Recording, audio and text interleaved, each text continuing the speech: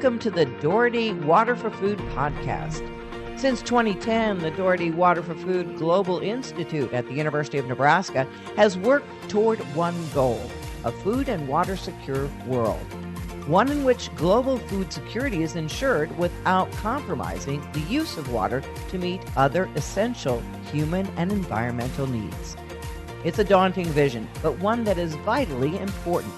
This podcast amplifies the voices of those making waves in this space.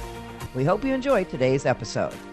Hi everyone, I am Ankit Chandra and I am your host for today's Water for Food podcast. A little bit about myself.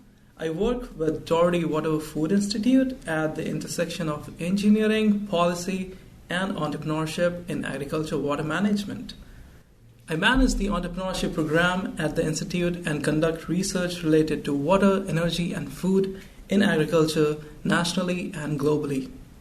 The theme for today's podcast is the growing agtech ecosystem in Nebraska and why it matters.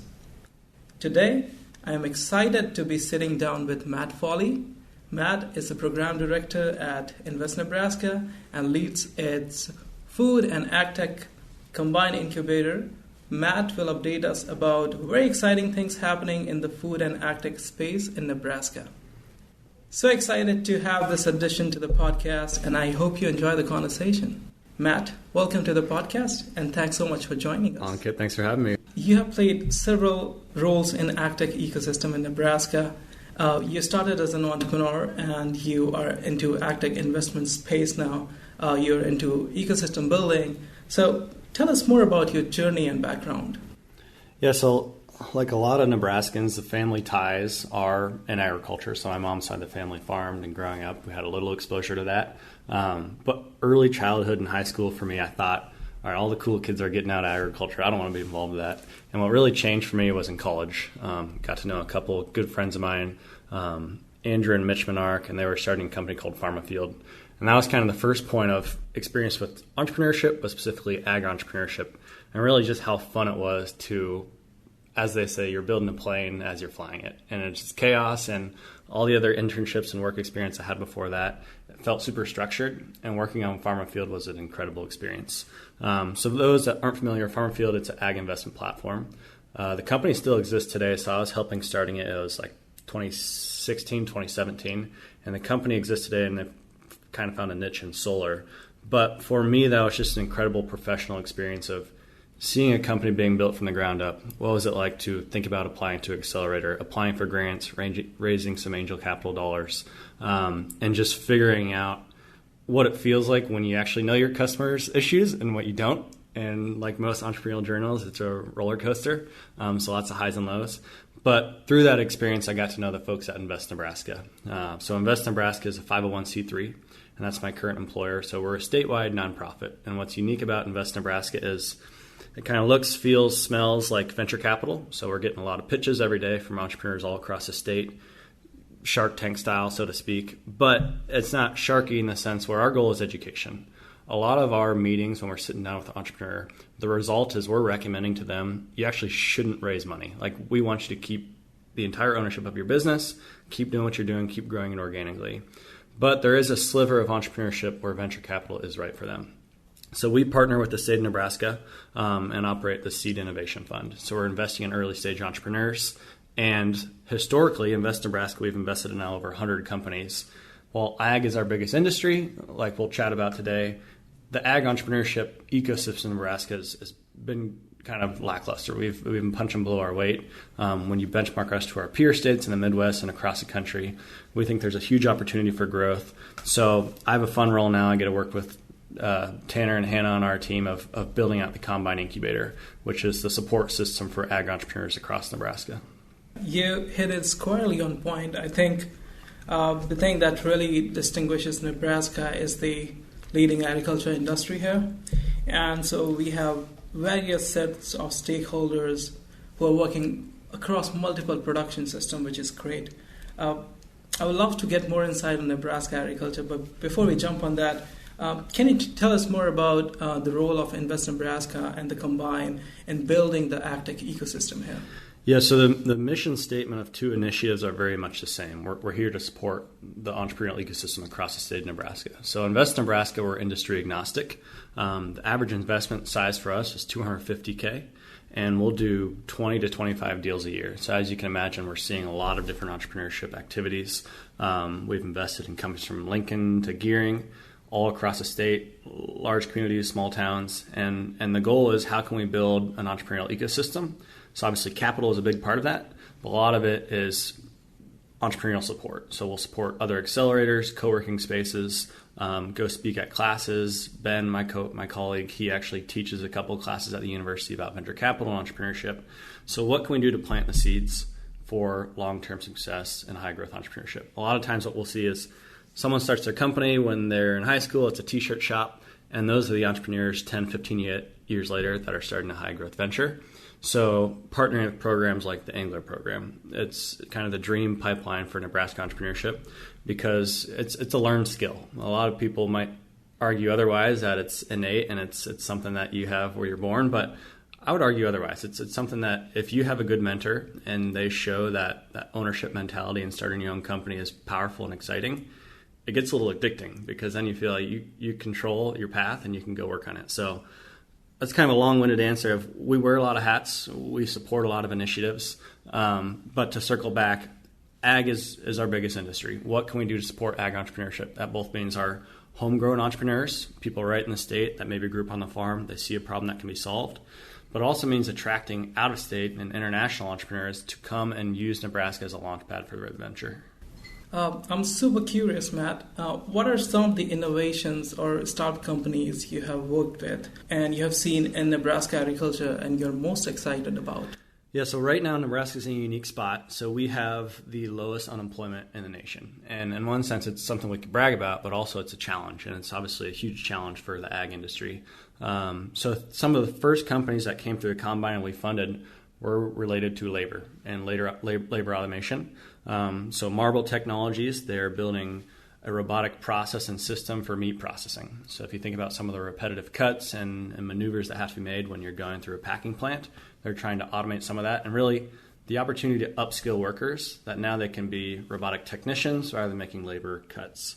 So kind of think about that theme, the dirty, dull, dangerous jobs across Nebraska. Another company, they're up in Herman, Nebraska, population 225, and they're building what they call the Roomba for the poultry barn. So these broiler barns, they're growing, they're expanding across the country, and if you think about the labor that some of these people have to do when you're working in a poultry barn, in one sense it can be very high skilled. The best veterinarians are coming into these barns and they're looking at, this is the implementations we can make. But also there's boring, not so fun jobs of walking the barns, picking up dead birds, and really just making sure everything is okay from corner to corner. And a robotic solution that can navigate these feeder lines and navigate the drinker lines. It's pretty incredible to watch to see how far it's come. And another one is Grain Weevil. So a lot of folks in Nebraska have heard of Grain Weevil. It's an autonomous robotic solution for grain bin storage and safety. So it's tragic. Honestly, every couple of weeks, someone will die in a grain bin in the U.S. And usually that means they're going into the grain bin when they need to, but they really don't need to. And what I mean by that is they're pushing the grain or checking on the storage or the quality and helping it be removed through the augers. And if there is a pocket or something that they could be caught in, it can be a deadly situation. So the Grain Weevil is a little robot. It's about a foot long by a foot wide, and it navigates with augers and propels on top of the grain and stirs it up. So those are three companies that are fun to talk about. Hardware is hard, so they're each going through their own struggles right now, but they've all raised a couple $1 million. They're hiring some engineers and doing some cool stuff across Nebraska. That's great. It's very exciting to see all these robotics and automation company coming out of Nebraska. What gets you really excited when you talk to a founding team or a new company? Yeah, I think the most fun for me is when they stick with it. And what I mean by that is we'll meet with a lot of student entrepreneurs or people kind of just kicking around an idea. And usually what I'll do is our best practice is, all right, here's some resources, dig into it. If you're interested, let's touch base in 14 days. Let's touch base in 2 weeks. And for some people, it's a pretty clear litmus test that it's just not for them. They like thinking about it. They like being the ideator. but maybe the follow through is not there for them. And that second meeting is the most fun part of my job, because you can immediately see the light bulb has gone off for some of these folks. There's an opportunity. They're going to pursue this. So we're investing in a company called Corral Technologies. The CEO is founder. His name's Jack Keating. And he was honestly, in my mind, one of those student entrepreneurs where he came to me, he was still getting his engineering degree at the University of Nebraska. And I kind of thought, all right, he'll get bored of this. He'll take another job once he graduates. And it's been 2 years later, and he's still moving forward with it. He's made a ton of progress. He's gotten some grants. He's now raising $1 million in venture capital. He's hiring engineers.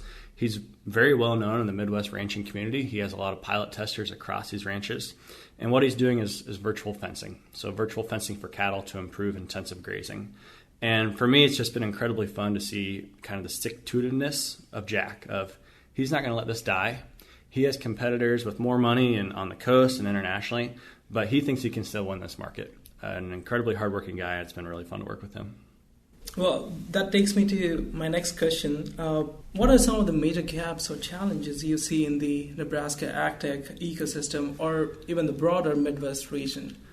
Yeah, I think for that, it's a good question. A lot of it comes back to our kind of innate humility as Nebraskans and Midwesterners. We purposely hired Hannah Klitt. So Hannah, she previously and still runs and operates Oak Barn Beef. So she's a successful entrepreneur herself. And we purposely put her in the role of communications coordinator for the Combine. And the reason for that is, how can we do a better job of telling our stories? And I think it's kind of a flywheel where when outside communities and outside farmers and producers and really other entrepreneurs in agriculture see what's happening in the Midwest and see that you can build and scale a company here, it becomes much more realistic. So our biggest gap is probably just doing a better job of telling our success stories. And obviously on this conversation, I've bragged a lot about our homegrown entrepreneurs, but also I think it's interesting to talk about Nebraska producers are incredibly forward-thinking. Some of the best ag tech companies today, their headquarters might not be Nebraska, but they purposely chose Nebraska for the early testing. Sound Agriculture is very well known in biologicals. One of their first commercial resellers right here in Nebraska. High Fidelity Genetics, they're one of the top tier companies when it comes to producing new genetic lines in organic seed corn. Right here in Nebraska is where we're testing it. Sabanto, an autonomous robotic company, they're doing testing right here in Nebraska. So I can go on and on and on. Autonomous Pivot, they're an Israeli company, they're testing right here in Nebraska. We need to do a better job of telling those stories, because Nebraska producers, I'm biased, but they're the best. They're the best of the best to partner with, because they give honest feedback, they're forward thinking. There's a lot of younger producers coming back to the farm looking for new challenges to solve, and they're understanding that technology can improve that. So it comes back, not to put pressure on Hannah, but we continue to push her and see how can we tell more of these stories and understand that there's a lot of special stuff, and it's behind the scenes, and some Nebraskans, we like that because we're humble, but we can do a better job of bragging about that. I think that's a great point. On top of agriculture being the leading industry in Nebraska, we see companies coming from global ag tech to test their technology here, which is great. I have a follow-up question and a futuristic question with that. Where do you hope to see the Nebraska ag tech community in the next 5 years? My hope is, I think we have a lot of potential for boomerangs. And what I mean by that is there's a lot of folks that probably grew up in Nebraska, grew up in the Midwest. They got experiences in different parts of the country, around the world. And that's a great thing. That's special. And they can bring a new perspective back to Nebraska and start a company or join a startup. And with the increase in venture capital and the increase in the strength of our angel ecosystem, joining and starting a company, it obviously it feels risky, but I don't think it's risky as it was 7 or 8 years ago. And what I mean by that is, if you have a healthy ecosystem, people understand that if your company dies, there's another 5 companies waiting to swoop you up. And you don't have to feel like you're selling out and joining a soul-sucking job that you don't really like. You can still work on challenging problems with smart people. And, all right, this venture didn't fail. Let's join this new startup, and let's see how fast we can grow it. And if that doesn't work, there'll be another set of entrepreneurs right behind us building new successful companies. Easier said than done, but that's what a successful ecosystem looks like. It's not necessarily a financial safety net. It's a safety net of opportunity, and with that becomes good-paying jobs. So, yeah, you mentioned about ecosystem and collaborations. Thinking about that, I have one question in my mind. How do you see Water Food fitting into Invest Nebraska mission? Yeah, so I mentioned this from the start. Water for Food has been right here since day one. So they've been a supporter of the Combine. They're actively mentoring our companies. And if you think about kind of the deep skill set of understanding and irrigation and water and sustainability in this office, those are some of the most pressing issues that our companies are going to be facing, innovating on, working with. I know in the next couple of days, Ben, our investment lead, he's sitting down with Nick, and they're looking at a soil company, sensor company, and what does that mean for their business model. And you guys have just seen way more reps than we have of understanding what is cutting edge, what does the market opportunity look like in the Midwest, but also internationally. So it's kind of a secret advantage we have is it's deep domain expertise right in our backyard where we can pick your guys' brain and understand what are you seeing in Rwanda to Gothenburg and how does this impact this company's business model. So it's a huge value add. We'll look forward to collaborations and forthcoming projects and activities as we work further towards building the agtech ecosystem here in Nebraska. I learned a lot from you today, and I hope we delivered some of the values to our listeners. So I would like to thank our listeners for taking the time to listen to this episode. I really appreciate that. If you are looking for more information on policy research in the area of agtech entrepreneurship, please visit waterforfood.nebraska.edu or feel free to reach out to me directly at ankitchandra@nebraska.edu. Thank you so much, Matt. Thanks for having me on. Thanks for joining us this time on the Doherty Water for Food podcast. Make sure to visit our website, waterforfood.nebraska.edu, to view show notes or subscribe so you don't miss future episodes.